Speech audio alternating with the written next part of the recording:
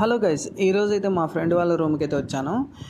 నేను వచ్చానని చెప్పేసి చికెన్ అయితే చేస్తున్నారు. వీడే అనమాట చెఫ్.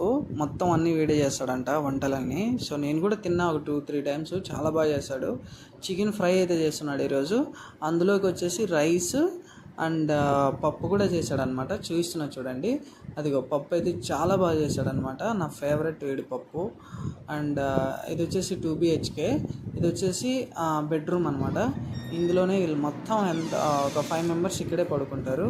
సో ఇదైతే నీట్గా ఉంది. ఏసీ ఉంది కాబట్టి సో ఇందులో పడుకుంటున్నారేమో మేబీ.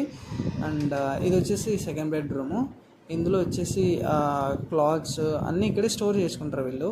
ఇది ఒక స్టోర్ రూమ్ లాగా వాడుకుంటారు. అంత నీట్గా అయితే లేదు కానీ బట్ ఓకే, నీట్గా వెల్ మెయింటైన్ అనమాట.